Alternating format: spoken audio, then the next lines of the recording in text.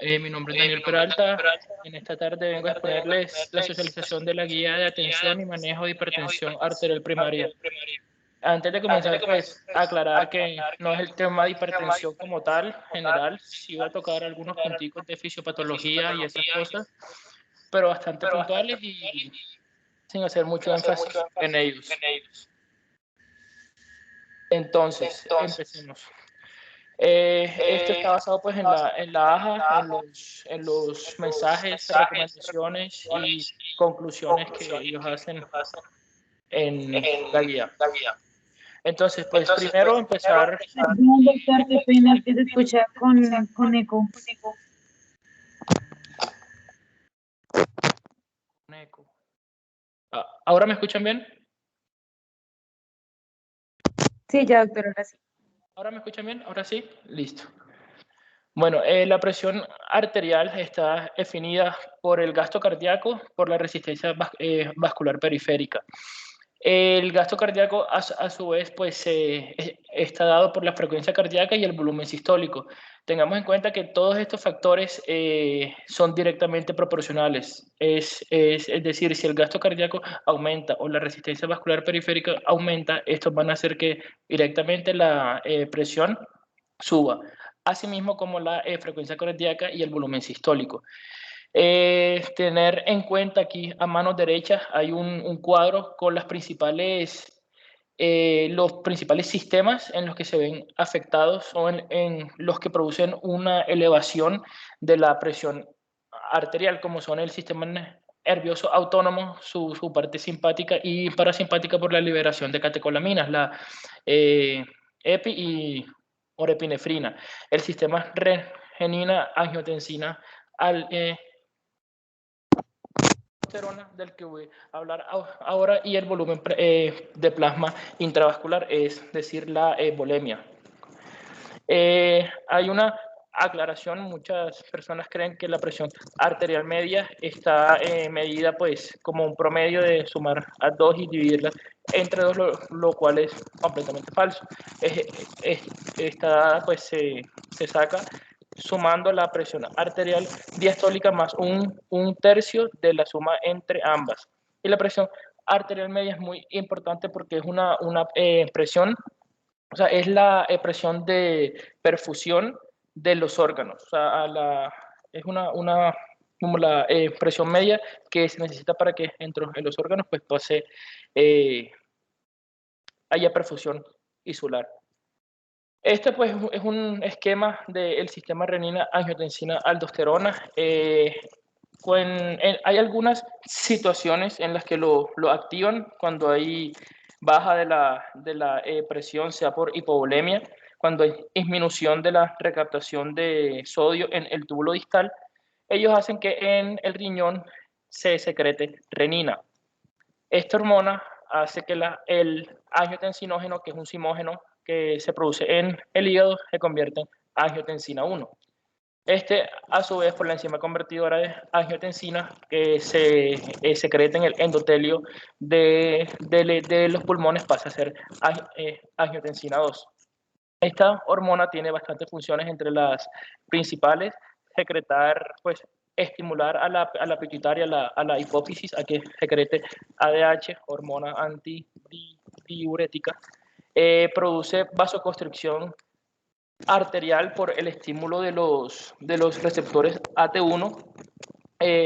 Estimula a la glándula suprarrenal para que secrete aldosterona, que es pues por eso el sistema se llama así, es el punto pues más importante, ya que la aldosterona ayuda a la recaptación de agua y sodio y a la excreción de potasio en los túbulos renales, y aumenta la actividad simpática.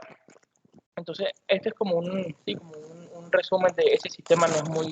No voy a hacer mucho énfasis en él, pues porque de eso no habla mucho la guía, son cosas que añado ahí para tenerlas presentes. Ahora sí, según la guía, la hipertensión arterial se define como la toma de una presión en una persona en un consultorio después de repetidas evaluaciones que reporte la presión arterial sistólica mayor de 140, igual o mayor a 140, y la diastólica igual o mayor a 90.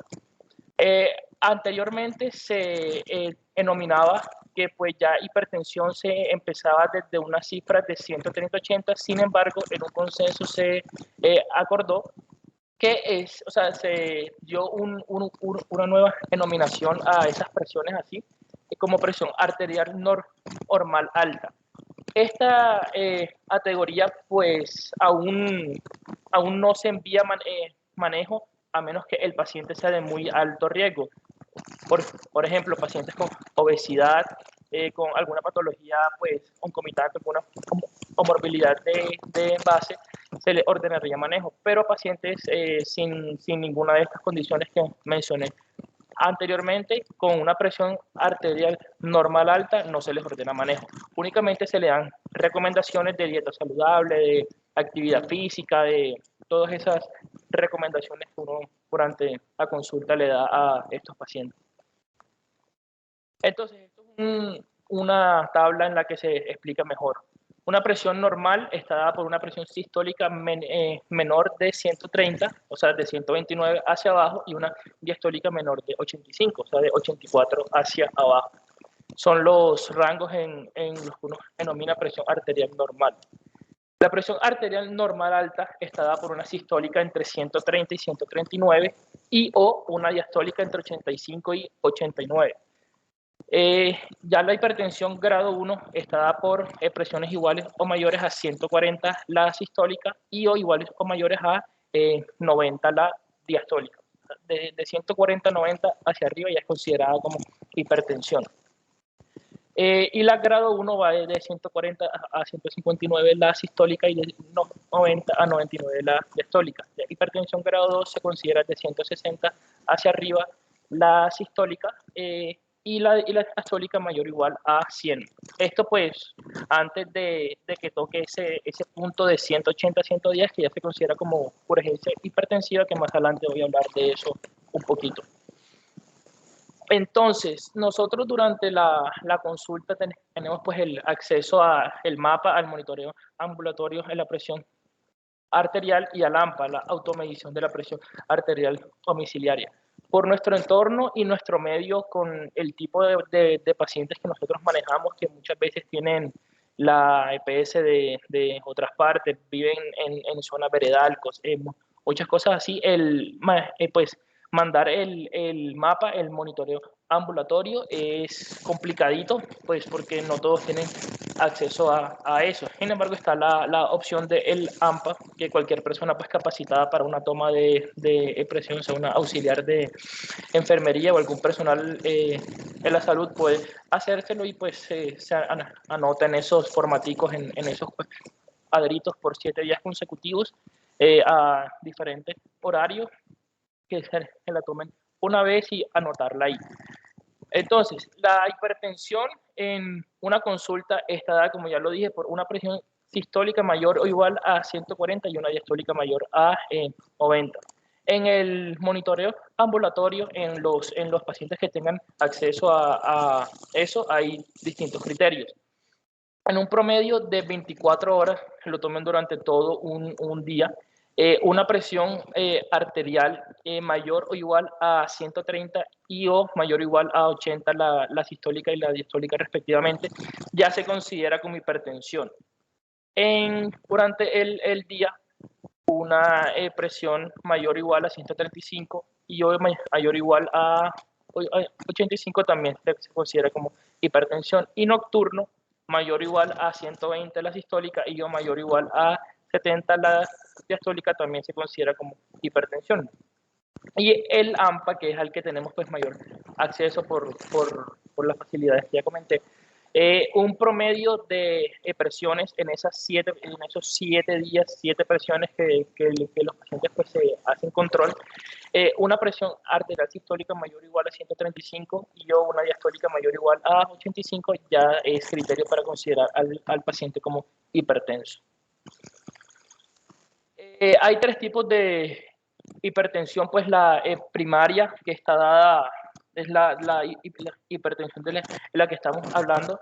La secundaria, que es una hipertensión que está dada por un daño ya sea cardíaco, renal, vascular, es una hipertensión que es resultado de un daño pues ya de base, sea tumores renales, síndrome de Cushing, algún paciente que vaya a entrar a un proceso quirúrgico puede hacer una hipertensión psicógena, eh, algunas pielonefritis, glomerulonefritis, todas esas patologías que secundariamente producen hipertensión, y la hipertensión arterial resistente, que se define como la condición clínica en la cual la presión persiste en cifras mayores o iguales a 140-90 a pesar de un tratamiento farmacológico compuesto por mínimo 3 medicamentos antihipertensivos, sea de la clase que sea, IECA, JARAS, calcio antagonista, beta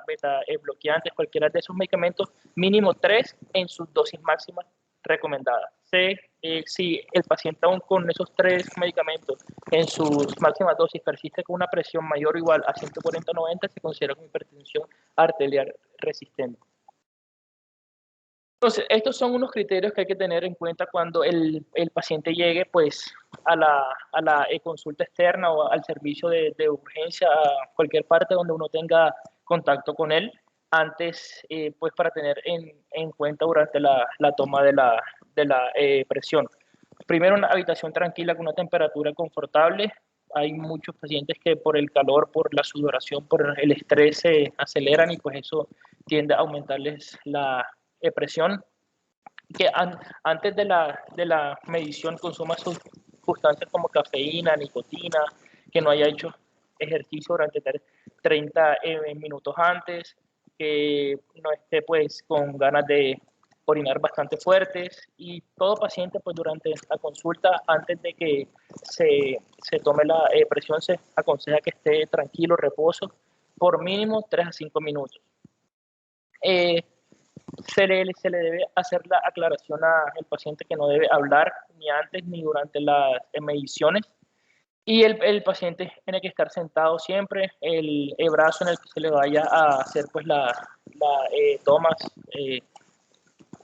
preferiblemente el brazo derecho. Si hay alguna discapacidad, algún paciente con amputación parcial o algo así, pues en el otro brazo descansa sobre la mesa con la mitad del brazo al nivel del corazón. El respaldo apoyado en la silla, piernas sin cruzar y pies planos en el piso. Pues aquí hay una consideración en esa guía que no está pues muy acoplado a nuestro medio, que es que se debe hacer con dispositivos electrónicos. Muchos primer nivel, pues no todos los consultorios, no todas sus áreas tienen acceso a un dispositivo electrónico, sino pues con el tensiómetro manual, con el tensiómetro común y corriente que siempre usamos. Alternativamente se puede usar un dispositivo con el método auscultatorio clásico, el que utilizamos siempre, adecuadamente calibrado. Pues eso es otro punto que hay que tocar aquí, que nuestro medio tampoco favorece, porque muchos tensiómetros de los consultorios y eso, pues muchas veces están descalibrados y nos damos cuenta y hacemos diagnósticos de hipertensión o de pacientes sanos erróneamente. Entonces, pues verificarnos de esa parte. Para los dispositivos de auscultación manual, el brazalete debe cubrir el 75% al 100% de la circunferencia del brazo del individuo. Hay muchos pacientes bastante gorditos, obesos, en los que esto es bastante difícil, pero puedes buscar la forma de intentar solucionarlo. En cada visita se deben tomar 3 medidas con 1 minuto entre ellas. Muchas veces estamos acostumbrados a tomar la expresión una sola vez al paciente cuando entra en el consultorio, sin tener en cuenta si llegó hace más de 20 minutos, si está descansado, si vino agitado, sino que pase a la camilla y se la tomamos ahí, y pues esas mediciones no son óptimas para hacer un diagnóstico o para dar pues algún concepto. Se aconseja, según la guía, desechar la primera toma y calcular el promedio de las dos últimas. Si la presión arterial de la primera es menor de 130/85 o se requiere de ninguna otra medición. Muchas veces, pues, tenemos pacientes, pues yo he tenido pacientes que llegan, no sé, en las condiciones en las que ellos llegan y encuentran presiones de 140/90 y uno pues ya los cataloga y les empieza a cuestionar si sufren de hipertensión o no, y si responden que no, uno les envía la automedición ambulatoria y eso pues está mal. La presión arterial en 2 a 3 visitas al consultorio mayor o igual a 140/90 indica hipertensión. O si es igual, mayor o igual a 180/110 con evidencia de afectación cardiovascular, se puede diagnosticar desde la primera visita. Una aclaración que hay que hacer ahí. Bueno, en cuanto al tratamiento, la guía pues nos da unas recomendaciones. Las metas del tratamiento siempre van a hacer que las cifras de la presión estén menor a 140/90 milímetros de mercurio. Si son pacientes menores de 65 años, hay unas consideraciones con los pacientes mayores de 65 años. Estas son las que se ven acá. Si es paciente menor de 65 años, con una presión menor de, pues las metas, lo óptimo es que el paciente esté debajo de 130/80, pero no menos de 120/70. Y en pacientes mayores de 65 años, el objetivo sí es menor de 140/90. ¿Por qué? Porque ellos ya tienen unas condiciones arteriales, mucho grosor de las arterias, mucha resistencia, que pues lo óptimo es menos de 140/90. Entonces, acá en esta guía se dan pues unas recomendaciones, unas esenciales y unas óptimas. Las esenciales son usar los medicamentos disponibles con las mejores características posibles para cada caso. Trate de usar una terapia combinada en una sola píldora a menos que no esté disponible. Que yo tenga conocimiento, en el hospital no hay medicamentos que tengan dos compuestos activos, entonces pues nos toca muchas veces monoterapia. Los uréticos que más están aconsejados son las tiazidas, y el que más se utiliza en el hospital pues sí es la hidroclorotiazida. Entonces esa parte pues sí la estamos haciendo bien. Y el calcio antagonista que más se aconseja son los dihidropiridínicos, como el amlodipino, es uno del que usamos bastante. Pocas veces usamos verapamilo y esas cosas porque no están recomendados, pues es preferible usar los que sí son dihidropiridínicos, como el amlodipino. Entonces, esta recomendación esencial y óptima considere el uso de beta bloqueantes en hipertensión únicamente cuando haya condiciones específicas como falla cardíaca, postinfarto, fibrilación auricular o mujeres jóvenes que estén planeando embarazo. Eso pues hay que tenerlo en cuenta, no a todo paciente mandarle el beta bloqueante. Hay otros medicamentos que uno debe enviar primero antes de enviar ese si las terapias pues no son efectivas. Entonces, el primer paso, lo óptimo, primer paso es una terapia dual combinada a dosis baja. ¿Cuáles medicamentos? A, que son los ARA2, más un C, que son los calcio antagonistas. Entonces, primer paso, iniciar con, por ejemplo, los sartán y amlodipino. Muchas veces, muchos pacientes, muchos manejos que hay aquí en la institución son así, o sartán más amlodipino. Ese es el primer paso. Si ese no funciona, hay que pasar a un segundo paso, que son esos dos mismos medicamentos a full dosis.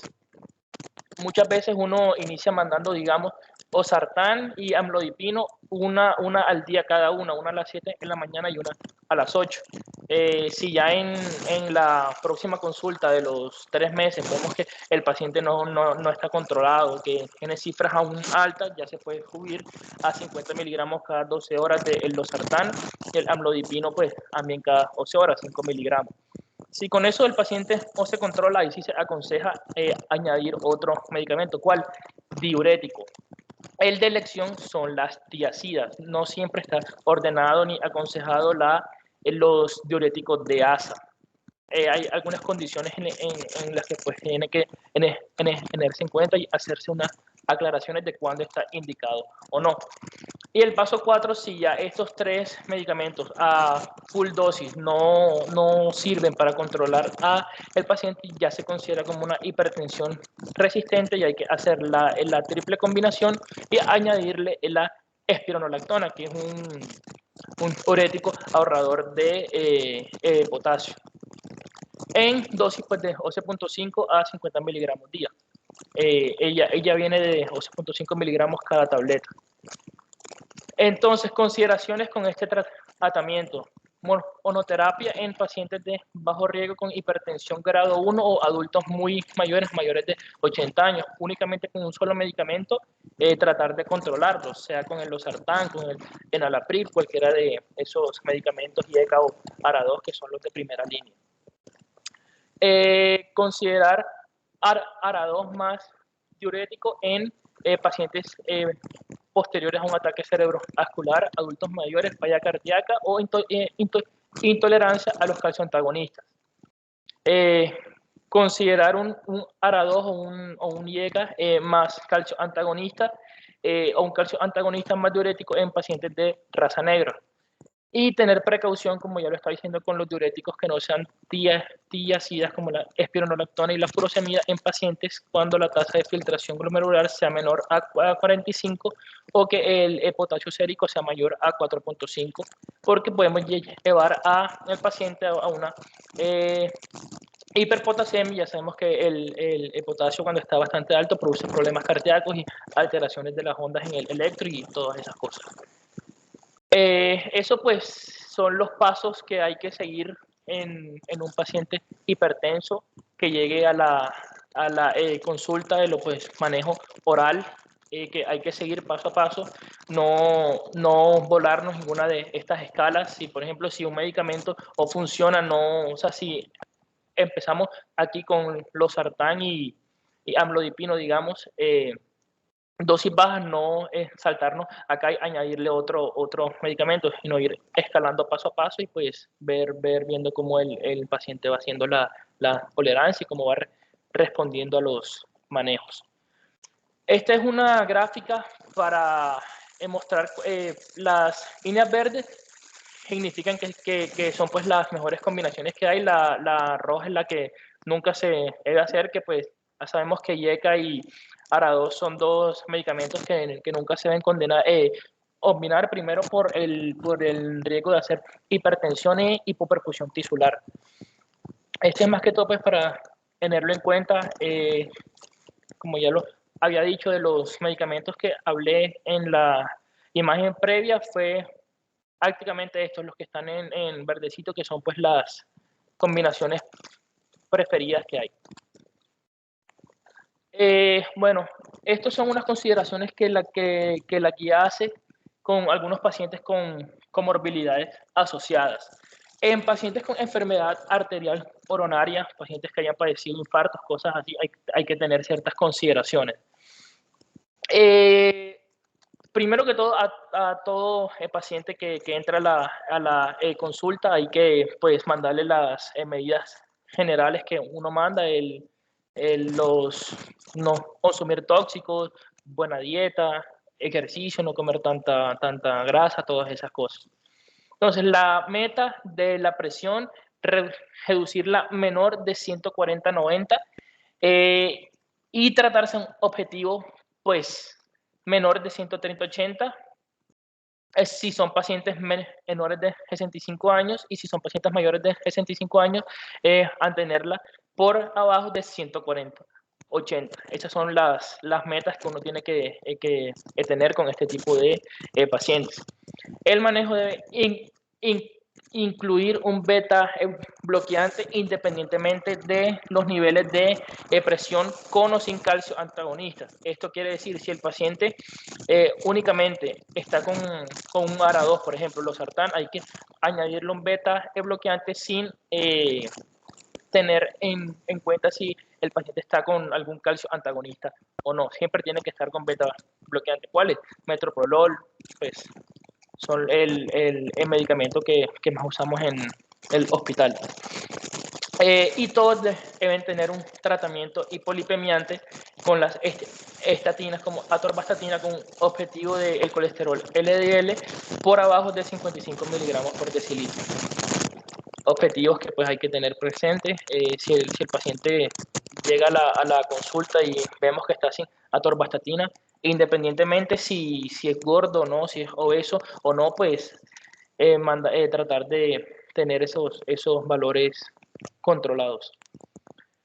En un paciente con ACV previo que sea hipertenso, igualmente las medidas generales, menor de 130-80 si son pacientes menores de 65 años y menor de 140-80 si son pacientes mayores de 65 años.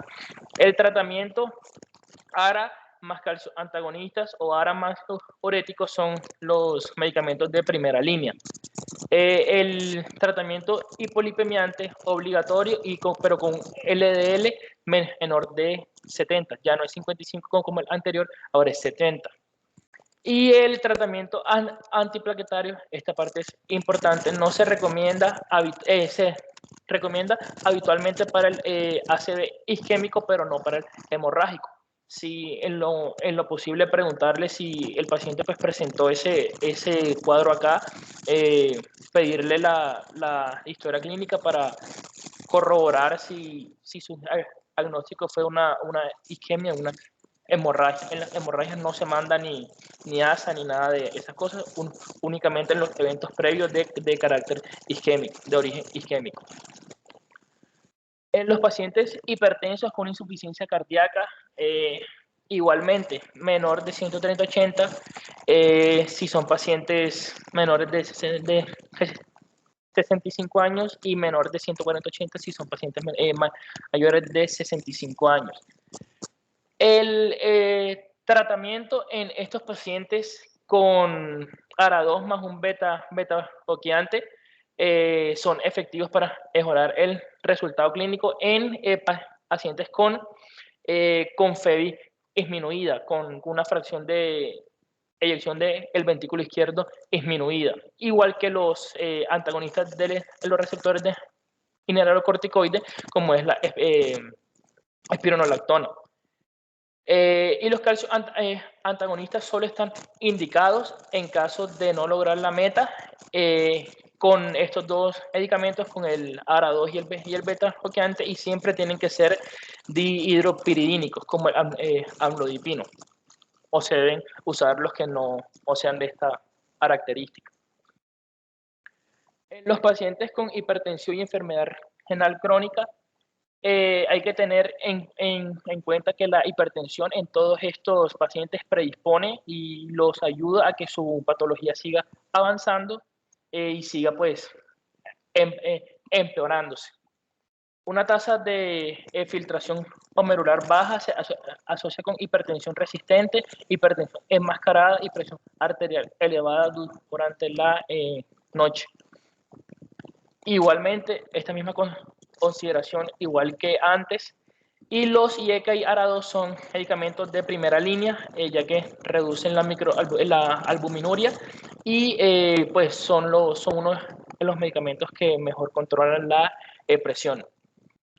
Se puede añadir al tratamiento urético de ASA como la furosemida en caso que la tasa de filtración glomerular sea menor de 30 mililitros minuto. Y pues siempre debe medirse la tasa de filtración glomerular, la microalbuminuria, de forma frecuente. Acá se acostumbra a enviar ese tipo de paraclínicos cada tres meses hacerles control de eso a los pacientes. Si hay muchos pacientes con tasa de filtración con estadio 3, 3B, 4, ya eso sí hay que derivarlos a medicina interna. Eso está en las guías y en las plantillas del hospital. Y por último, la hipertensión y diabetes.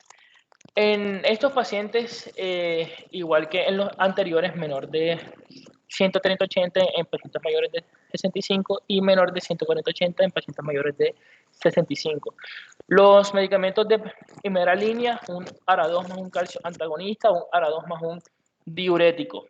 El tratamiento siempre debe incluir una estatina, atorvastatina, la que siempre mandamos aquí, y hacer, pues, tener las metas del LDL menor a 70. Y obviamente, pues, todo el paciente crónico con diabetes tiene que tenga su tratamiento para la glucosa, para su azúcar, ya que, pues, sabemos que estas patologías son hermanas y una predispone a la otra, y si se controla una y no se controla otra, pues no va a ser bueno para el paciente. Voy a hablar un poco de las crisis hipertensivas. Eso no se menciona en la guía, pero pues sin embargo hay que hablarlo. Hay tres tipos de crisis: la urgencia, emergencia y la pseudocrisis. La pseudocrisis está dada por una crisis hipertensiva, sin embargo, secundaria a unas condiciones externas. Digamos, pacientes que hayan sufrido traumas severos, puede que estén bastante con la presión bastante alta, bastante hipertensos, pero no se considera como una urgencia hipertensiva. Es por su, pues, por su condición adyacente. Entonces, la urgencia hipertensiva está dada por una cifra tensional tomada bajo las condiciones que ya les comenté antes, que el paciente no esté ni en estado de agitación ni en nada de eso, que no haya consumido cafeína, picotina, todas esas cosas, bajo todas las condiciones óptimas que ya les comenté. Una medición de una tensión arterial mayor o igual a 180-110 ya se cataloga como una urgencia hipertensiva. Hay que tener en cuenta que estos pacientes aún no han hecho daño a un órgano blanco. Sabemos que los órganos blancos son corazón, retina, riñón, pulmón, cerebro. Ya con un paciente, independientemente de las cifras en las que las tenga, con sintomatología pues que indique un daño a un órgano blanco, ya no se considera urgencia, sino emergencia. Situaciones en las que la urgencia en las que se pueden presentar urgencias hipertensivas. Cuando pacientes vienen con un tratamiento por bastante tiempo y abandonan ese tratamiento bruscamente, pueden producir una urgencia hipertensiva. Pacientes hipertensos con una comorbilidad, una insuficiencia cardíaca leve o moderada pueden hacer una urgencia hipertensiva. Y pues las embarazadas, pacientes preeclámpticas, son pacientes que aún no se considera una emergencia porque muchas de estas pacientes aún no han desarrollado sintomatología.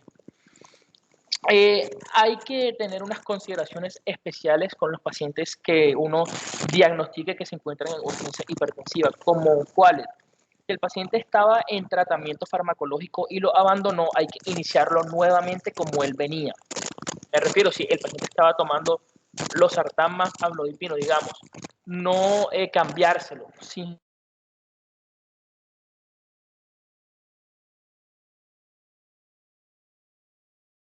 los medicamentos juiciosos, uno evidencia por las fórmulas médicas que sí se lo está tomando, que es responsable, no se aconseja tampoco cambiar, sino aumentar la dosis del que está tomando.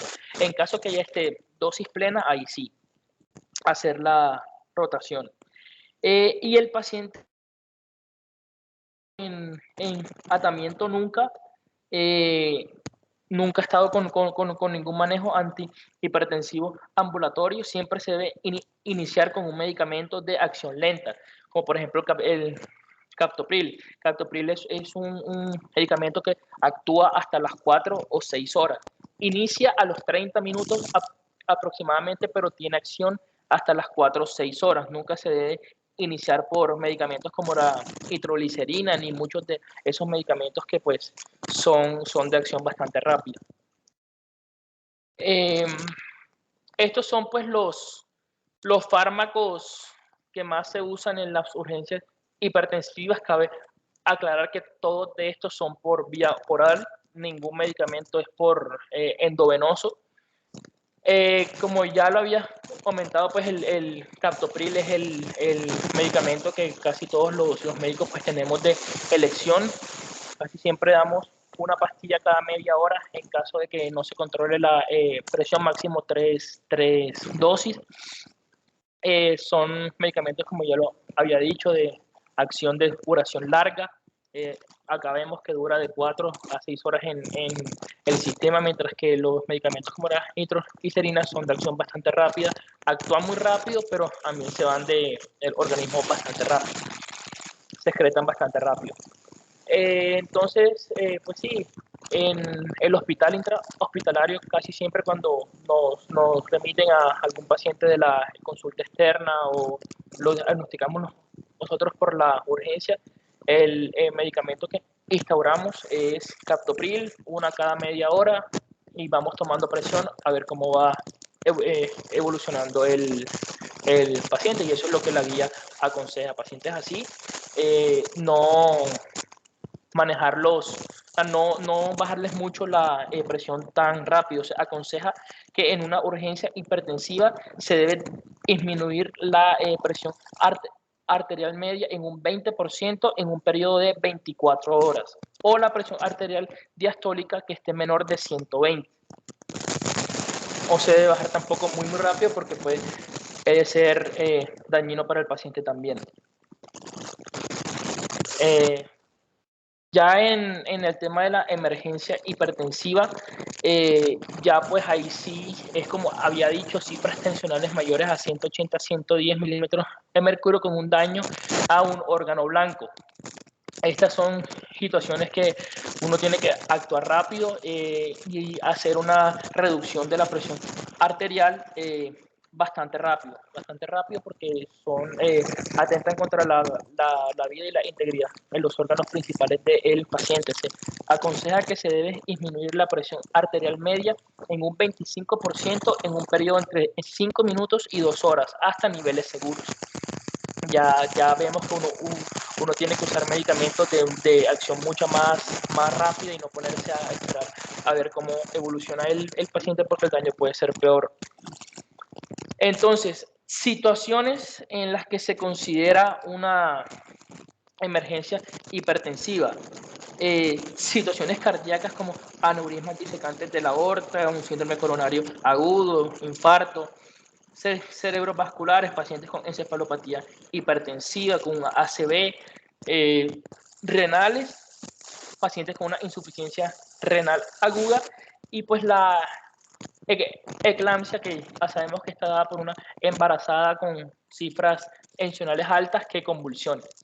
Son situaciones de urgencia en las que se deben usar medicamentos de acción muy rápida. Entonces, estos son los fármacos que casi siempre es los más usados en una emergencia hipertensiva. Hay que aclarar que todos estos fármacos son endovenosos. Cuando diagnosticamos a un paciente como emergencia hipertensiva, no se puede dar manejo oral, siempre tiene que ser manejo endovenoso. Con que los 3 medicamentos que más se utilizan que hay en una urgencia es la nitroglicerina, la furosemida y el abetalol. Vemos que la nitroglicerina, como sale aquí, el medicamento que más rápido actúa en estos casos, actúa de 1 a 2 minutos. Y así es como debemos actuar, rápido. Aquí hay otras diapositivas de las dosis de cada medicamento para tenerlas presentes, pues en caso de que llegue algún paciente a la urgencia con una emergencia hipertensiva, tratarlo con estos medicamentos. La furosemida viene en ampollas de 20 miligramos. Se aconseja administrar bolos de una ampolla en 1 o 2 minutos por vía intravenosa cada 30 minutos si es necesario. Pacientes en lo que principalmente está indicado, pacientes con insuficiencia cardíaca, que veamos con bastante edema, anasarca, aplicar este manejo, o en edema agudo de pulmón, que es una condición dada pues, por insuficiencia cardíaca de base muchas veces. Los pacientes que veamos que están edematizados, que tú los ocultas y se les escucha bastante ruido, pensar en un edema pulmonar y iniciar con este esquema. El abetalol viene en presentación de ampollas de 20 mililitros en 100 miligramos. Se aconseja administrar bolo lento en dosis de 20 miligramos, o sea, un cuarto. Tiene una interferencia con el micrófono, no sé, algo está haciendo. ¿Ahora? Ya, mejor. Bueno. Se administra en bolo intravenoso lento en dosis de 20 miligramos a 4 cc de la ampolla cada 5 minutos hasta el control en las cifras tensionales o hasta haber administrado 100 miligramos una ampolla máximo. Y la nitroglicerina, que ya viene en dos presentaciones, en ampollas de 5 mililitros en 5 miligramos y de 10 mililitros de 10 cc que traen 50 miligramos. Cuando se administra por vía intravenosa, su acción es casi de inmediato, como ya lo estaba diciendo. Es un medicamento que actúa muy, muy rápido. Indicado en pacientes con insuficiencia cardíaca, edema agudo de pulmón o cardiopatía isquémica, infartos. Hay que ponerle una dosis de perfusión a el paciente en los que se diluyen 25 miligramos. Si cogemos con las ampollas de 5 mililitros, son 5 ampollas, o si es con la otra presentación, 10 cc de esa ampolla. Perdón, 5 cc, media ampolla porque ella trae 50. En 250 cc de suero glucosado al 5% o sea, de extrosa, y se perfunde a una velocidad de 21 cc hora, aproximadamente 7 gotas minuto. Ese es pues el manejo que se le debe dar a un paciente que se le diagnostique emergencia hipertensiva. Bueno, estas son las consideraciones principales que hace la guía, como yo les comenté, o siempre pues en esa guía o se habla ni de fisiopatología ni de nada de esas cosas, sino de manejo de pacientes con hipertensión. Y las conclusiones que se dan, pues que se mantiene la clasificación de que la hipertensión grado 1 está diagnosticada con una cifra, con una medición mayor o igual a 140/90. Antes se creía que es de 130/80, pero ya eso ya quedó atrás. Mayor de 140/90, hipertensión. Pues en el diagnóstico prevalecen los dispositivos electrónicos librados y avalados según la organización. Sin embargo, como ya le comenté, acá en el hospital no siempre contamos con esos métodos. El inicio del tratamiento depende de un diagnóstico correcto, donde cada vez se favorecen más los métodos ambulatorios como MAPA y AMPA. Si hay posibilidad de enviarles el Holter a los pacientes, sea que lo autoricen por la EPS, cualquier cosa, mandárselo. Si ya vemos que son pacientes en abandono de edad avanzada, que sabemos que por más que lo mandemos, no van a hacer los trámites correspondientes por la EPS, pues mandarles la automedición de la presión, que eso se le hace ahí en el hospital. Cualquier auxiliar puede hacer eso. Los objetivos del tratamiento dependen de la edad, las comorbilidades, las condiciones y el riesgo del paciente. El tratamiento inicia siempre con la promoción del estilo de vida saludable. Como ya lo dije, todo paciente que llegue a la consulta, aconsejarle que no fume, que no coma grasa, que haga ejercicio mínimo 30 minutos diarios, todas esas recomendaciones. El bajo consumo de sal, la dieta baja en sal, muy importante. El manejo farmacológico en general se hace como indica el algoritmo principal, como le está aumentando, tratar de no saltarnos pasos, de no volarnos medidas, pero sí se debe individualizar al paciente con las comorbilidades que él tenga. Ya vimos que hay muchos casos como pacientes con infartos previos que se les añade el beta bloqueante, así en el algoritmo no, ese es como para pacientes más sin comorbilidades que únicamente tengan hipertensión. En el manejo farmacológico para fortalecer la adherencia y disminución de la polifarmacia, se deben favorecer las terapias combinadas en una sola píldora. Como comenté en el inicio, creo que en el hospital no contamos con medicamentos con dos compuestos activos, con dos principios activos, entonces pues toca monoterapia o ordenar medicamentos pues separados. Aunque siempre habrá que individualizar y existen poblaciones diferentes, es importante unificar las clasificaciones y recomendaciones de las diferentes guías internacionales para así lograr un mejor diagnóstico y manejo de esta enfermedad tan importante. Pues con esto concluyo la charla, una charla bastante corta y el tema es bastante extenso, pero pues por el poco tiempo que tuve, solo me enfoqué en lo que la guía dice y únicamente es con el manejo. No sé si tienen alguna pregunta, alguna duda. Muchas gracias, doctor Peralta, muy amable. Le damos la palabra al doctor Aguirre, si de pronto tiene alguna aclaración, algún aporte dentro de la capacitación. Y luego de que el doctor Aguirre intervenga, entonces hacemos una sesión de preguntas por parte de los médicos. Buenas noches, jefe. Muchas gracias, doctor Peralta. Excelente presentación. Dos recomendaciones para la presentación. No, cuando estamos hablando de hipertensión arterial y emergencia hipertensiva son dos temas totalmente aparte. Uno que se maneja en la consulta externa y la emergencia hipertensiva es un tema que actualmente tiene muchos ítems muy diferentes respecto a la emergencia hipertensiva, que si es un ACV hemorrágico, que si es un isquémico, que si es una hipertensión maligna, que si tiene órgano blanco corazón, si es un síndrome aórtico agudo, se maneja muy distinto y eso hay que revisarlo bien. O sea, eso deberían de programar una charlita posterior para enfocarse cada uno de esos ítems de la emergencia hipertensiva, que eso ahorita ha cambiado mucho y es muy importante saberlo, sobre todo allá en los primeros niveles, que son los que van a empezar el manejo de estos pacientes. Le quería hacer una cosa.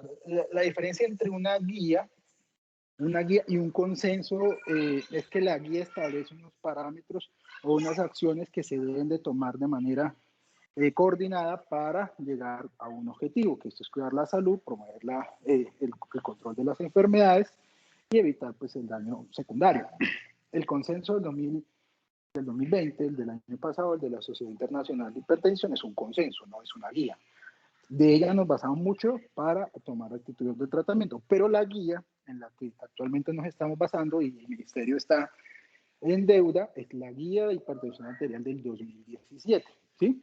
Esa es la que nos tenemos que basar, porque es la que nos aporta el Ministerio y cuando ustedes como hospital hacen la adopción, debemos de adoptar la guía del Ministerio o otra guía si usted quiere, de pronto la guía el séptimo comité o el octavo, el consenso del octavo comité que todavía no se ha salido como tal para el 2019-20 creo que también salió. Entonces nos tenemos que enfocar en la guía colombiana de hipertensión arterial. Ahí hay unos pasos, ¿sí? Se dicen, ¿a quién se le debe hacer tamizaje de hipertensión arterial? Eso es importante saberlo. Mayores de 35 años se le va a hacer tamizaje de presión arterial que tengan factores de riesgo. ¿Cuándo tratar pacientes con hipertensión arterial? Entonces, cuando tienen la tensión, eso sí ya lo dijo usted, pero hay unas cosas que creo que quedaron un poco claras, los exámenes que se le deben hacer a los pacientes, ¿sí? Entonces, ¿cuándo le vas a hacer un ecocardiograma a un paciente con hipertensión? ¿Cuándo le vas a hacer un electrocardiograma? ¿Cuándo hay que hacerle microalbuminuria? ¿Cuándo hay que hacerle un perfil y pico? Para cumplir la norma de la 3180, creo que es, jefe, donde se establece y la norma de las rutas de atención integral. Exacto, para cumplir las rutas de atención integral en atención en enfermedades crónicas no transmisibles, entonces hay que cumplir esa ruta. Entonces, si tienes un paciente con hipertensión severa, ¿sí? Con hipertensión grado 2 para arriba, una enfermedad renal grado 2 para arriba, una retinopatía hipertensiva, ese paciente es hipertenso hace más de 5 años, tienes que mandar un ecocardiograma, ¿sí? ¿Lo va a hacer el médico general? Lo puede hacer el médico general. Desde que cumpla y anotes en la historia clínica, ese paciente tiene indicación de un ecocardiograma, ¿sí? ¿Cuándo hacer una microalbuminuria? Anualmente. ¿Cuándo se repite? Pues si la microalbuminuria le sale positiva, se debe repetir la microalbuminuria en 3 semanas con 4 semanas para ver si realmente tiene una microalbuminuria. Y si el paciente tiene microalbuminuria, se le toma un ecocardiograma, ¿sí? La guía del 2017 dice, no se le deben tomar electrocardiogramas a todos los pacientes. A mí me mandan los pacientes siempre hipertensos con electrocardiograma. Pero yo sí estoy de acuerdo que el paciente le tomen un electrocardiograma, porque en el electrocardiograma hay mucha información. Y en la guía de manejo de falla cardíaca nueva de la Sociedad Europea de Cardiología dice que cualquier hallazgo anormal en el electrocardiograma se va a hacer un ecocardiograma. Entonces, la guía del 2017 dice que no, pero pues a mí me parece que es muy importante porque si hay signos de hipertensión, de hipertrofia, si hay trastorno de la repolarización, aumento de las aurículas, hay que hacer un ecocardiograma. Así el paciente llega hipertenso 2 meses diagnosticado, ¿sí? Entonces hay que cumplir con esas metas de la guía. La guía dice pues, casi lo mismo que el consenso del año pasado. Iniciamos tratamiento, puede ser las 3 clases, un diurético, calcio-antagonista, Solara. Entonces no hay elección por cualquiera de esos. Puedes empezar cualquiera, el de tu gusto, ¿sí? No pasa nada. Preferimos el calcio-antagonista o el ARA, dependiendo de la comorbilidad. Si es diabético, empezamos el ARA. O el IECA. Y los calcio-antagonistas se prefieren para pacientes con antecedente de enfermedad cerebrovascular, pero pues uno puede empezar con cualquiera. Lo mismo que has dicho, se titula, después se le aumenta la dosis, se pueden combinar, se puede usar los diuréticos según las comorbilidades. Usamos mucha hidroclorotiazida, eso es un pequeño llamado de atención porque la hidroclorotiazida, los diuréticos tiazídicos es la peor, produce mucha hipertrigliceridemia y produce hiperglicemia. El paciente que tiene un colesterol súper alto, unos triglicéridos súper altos, quítalo. O sea, quita la hidroclorotiazida, puedes poner clortalidona o hidralacina más la clortalidona, pero es mejor, ¿sí? Si vamos a poner un diurético. La clortalidona está dentro del POS. Simplemente hay que empezarla a formular para que las EPS sean obligadas a entregarla. ¿Qué más así de la guía? Creo que recuerde. Pero es lo que hay que enfocarnos es en cumplir la guía, porque la guía es la que nos dice que cumplimos meta o no. El consenso del 2020 es muy bueno, aclara muchas cosas, pero no se establece eso en la guía. Otra cosa importante es la evaluación por oftalmología. Todo paciente hipertenso, después de los 3 meses de diabético, debe ser evaluado por un experto en oftalmología, hacer una retinoscopia, una fundoscopia. Y nada, las recomendaciones que ya has dado, que son muy importantes, cambio en el estilo de vida. Se debe anotar que al paciente se le recomienda la dieta tipo DASH o la dieta mediterránea, que anotarlo así, que son las que realmente han disminuido la mortalidad en pacientes con hipertensión. ¿Qué otra cosita así de la guía? Pues lo que ya tú dices, la falla cardíaca, el paciente con falla cardíaca, y eso se le debe poner el ARA o el beta bloqueador preferiblemente. Respecto a falla cardíaca, eso también viene cambiando mucho, pero estamos esperando el consenso colombiano, pero también le podemos indicar ya, el médico general puede hacerlo, el estudio Emperor mejoró mucho el ISGLT2 en paciente diabético con falla cardíaca y fracción de eyección reducida. O sea, eso tienen que empezarlo a poner ustedes allá, porque eso es primordial. Y ya estamos esperando que nos autoricen para poner el ISGLT2 en paciente no diabético, en falla cardíaca. Ya nosotros los internistas, ya los cardiólogos han empezado a ponerlo. Estamos esperando. ¿Qué más así recuerdo? Entonces recuerden, hay que cumplir la guía, hacemos el diagnóstico, iniciamos el tratamiento. Otro punto importante que no me acuerdo si lo mencionaste es el establecer el riesgo cardiovascular. ¿Cómo se establece el riesgo cardiovascular? Lo tienen que medir y lo tienen que reportar en la historia clínica. Se establece a través de la tabla de Framingham. Nosotros hemos hablado del riesgo cardiovascular de Framingham con una modificación que es el 75% de lo que le marque la tabla, ¿sí?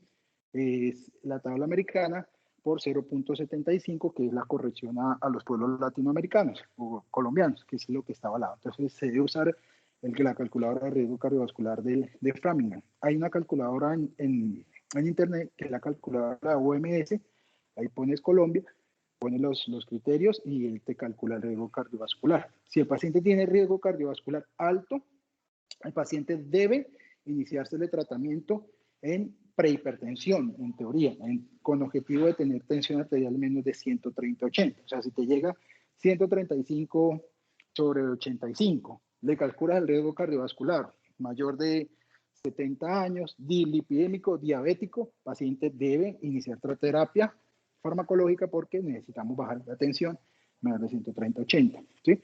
Sin bajarla por debajo de 120/70, que eso es importante. Ahora, el uso del mapa. El mapa es una de las medidas muy importantes para reconocer hipertensión de bata blanca e hipertensión arterial enmascarada. El término de hipertensión arterial enmascarada, incluso dicen los estudios que la hipertensión de bata blanca no supera el 10%, pero el de hipertensión enmascarada puede ser incluso un porcentaje mayor. La hipertensión enmascarada es que en la consulta el paciente está bien y en la casa maneja cifras tensionales más altas. También nos ayudan para el control, para definir paciente con efecto de bata blanca, un paciente ya hipertenso, tratado, pero que llega a la consulta y sigue las tensiones muy altas. El paciente, tú le vas ajustando terapia y cuando llega la se ve que sobre todo las personas mayores se siguen quejando todo el tiempo de mareo, y es que el paciente tiene efecto de bata blanca, o sea, es hipertenso, necesita terapia, pero cuando la vamos ajustando muy seguido, entonces el paciente se le pone hipotenso en casa. Entonces hay que hacerle un mapa de control. ¿A quiénes? Sobre todo a las personas muy mayores, mayores de 75 años, sobre todo aquellos viejitos que te están quejando de mareo, y dicen, mierda, ese viejito puede que esté haciendo una hipotensión en casa. Los diabéticos y las embarazadas. Uno siempre debería mandarle un mapa a esas personas, ¿sí? Eso ustedes como médicos generales pudieran ordenarlo aquí en el hospital de Chaparral. Ya estamos haciendo muchos mapas, entonces eso es importante. ¿Y qué más? Creo que no más por ahora. Entonces, centrarse en la guía, que la jefe le diga, mire, de la guía de cada paciente tenemos que cumplir esto, para cumplir las metas, ¿sí? Entonces, por ahora estamos en deuda, que el ministerio nos saque la guía, se comprometieron a hacerlo cada 2 años, la última es del 2017, pues estamos esperando a ver qué nos dice. No sé si tengan algunas preguntas. Dime. ¿Alguno de los médicos presentes dentro de la capacitación tienen alguna pregunta? ¿Me levantan la mano, por favor, el que tenga preguntas para el internista? De pronto en esos casos, doctores, cuando ustedes me comentan pacientes y de pronto tienen dificultades en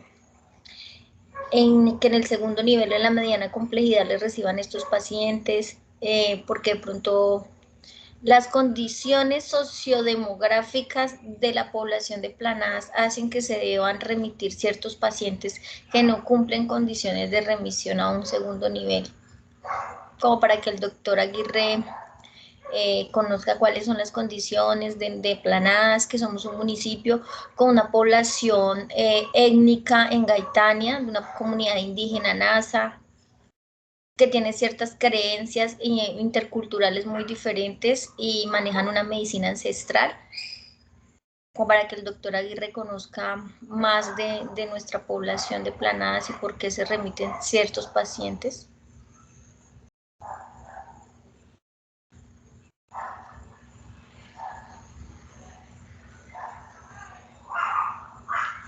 ¿Ninguno? Bueno. Recordar, por favor, que el labetalol es un medicamento no PBS para ciertas patologías. Es decir, no está incluido dentro del plan de beneficios en salud solo para el manejo de maternas. Entonces se debe realizar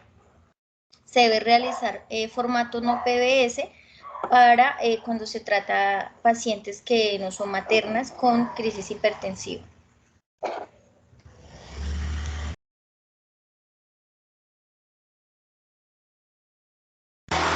Respecto a las rutas de atención sobre la calculadora de Framingham, que es la que se debe utilizar para el cálculo del riesgo hipertensivo, el doctor Morelo, coordinador médico, realizó sus plantillas, creo que ya se las compartió a todos, donde están todos los instrumentos de valoración para cada una de las rutas de atención que se deben cumplir por 3280. Como decía el doctor Aguirre, la guía de 3280, resolución de 3280 del 2018, pues es de obligatorio cumplimiento.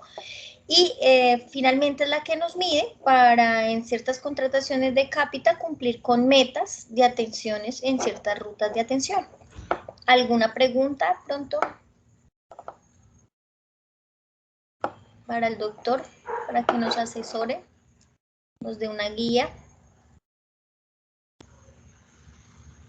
Respecto a la sugerencia que hizo el doctor Aguirre, en cuanto a la capacitación, dejar otro espacio para los tipos de crisis hipertensivas como la emergencia y la urgencia, pues sí, doctor, lo que pasa es que estamos tratando de evacuar las socializaciones de las guías que son de obligatorio socialización para los entes territoriales y para la CAPB, pero sí vamos a destinar un espacio de tiempo para otro tipo de patologías que no estaban dentro de nuestro cronograma de capacitaciones.